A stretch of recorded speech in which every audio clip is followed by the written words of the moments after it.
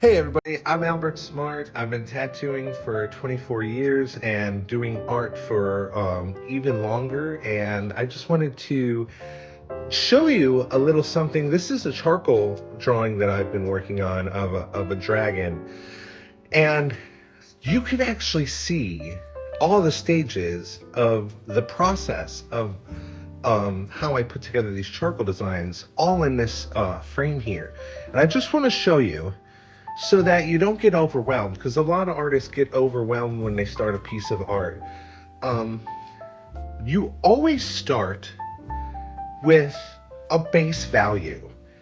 This over here, this shade in here, that was everywhere. When I started this, it was smear, smear, smear, smear, smear charcoal. And then I started to pull shapes together. And you could see some remnants uh, of some shapes that I didn't quite do a whole lot with. Even over here, it worked out as a background when I was doing it. I just knew that I wanted it to be edgy. But once you have a shape, for instance, this horn over here, I'm gonna keep a little softer and a little less detailed because it's further away. And things that are further away are typically not as sharp and detailed. But this horn over here that has the details, and these horns over here in the face started like this horn here. It was just smudgy colors.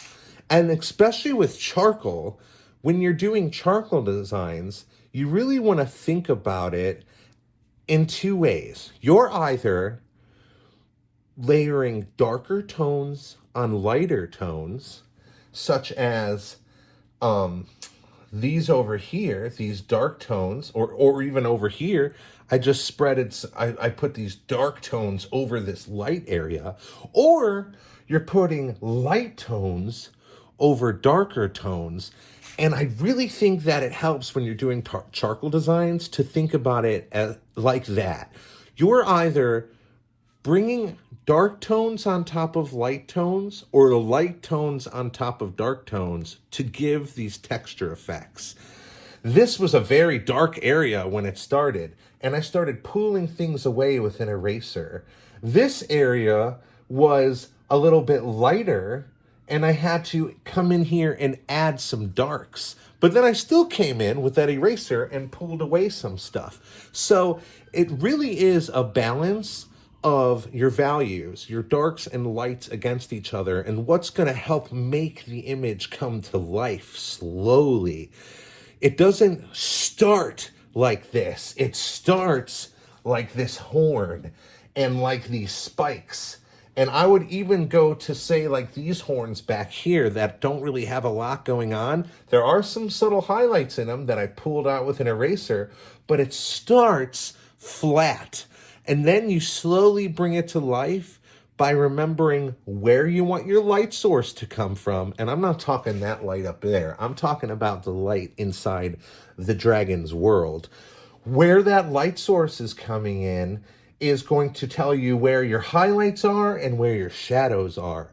And once you start learning how to follow those and you pay attention to different references you might look up or even explore some of your favorite pieces of art, take your phone or your iPad and render them black and gray because it's a little easier to see the values when it's not a color piece. But it really is a simple dance of darks and lights and everything in between. I hope that helps. I'm going to be doing a lot more on charcoal because I really love charcoal. But that's how it starts. Get messy and slowly pull your form together.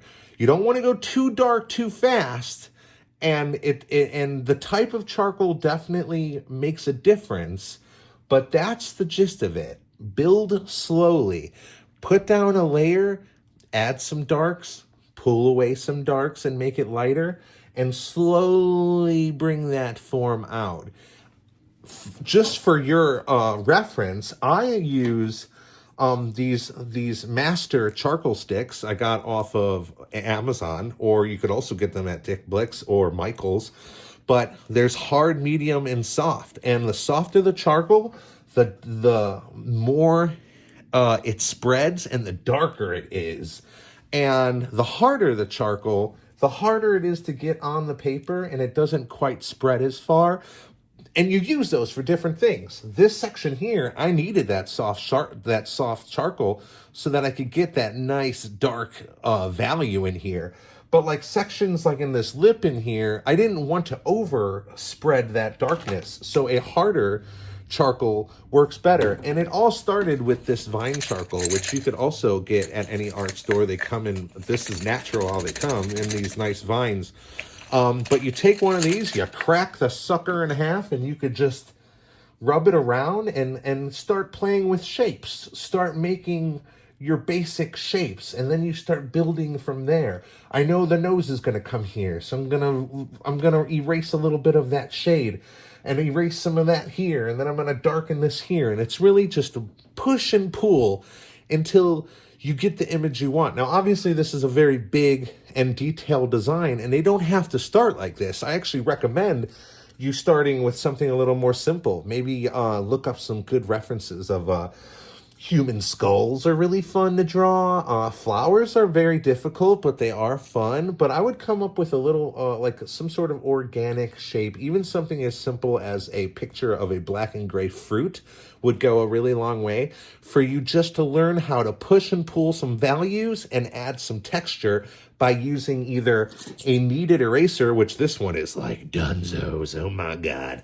I used this eraser, and I also, for those real fine details, I have like a little fine tip eraser that I use. And then there's all kinds of smudging tools and such that you could also get off of Amazon, and they just help kind of move charcoal around in different ways. See ya. But yes, that is kind of how charcoal drawings come together. They start here. And then you start moving things around, and you start getting different things. Just for an example, I'm gonna pull some textures into this spike over here, and you'll see how just the most subtle little thing changes what you're looking at really quickly, and it adds some depth to what you're looking at. And then if you don't like it, you just smear it back. Charcoal's very forgiving, and it's a lot of fun. I recommend, if you want to get really good at black and gray, especially for you tattoo artists out there, mess with charcoal. It's life-changing. If this helped out, please like and subscribe. I greatly appreciate it. I love what I do, and I love people. Have a great night.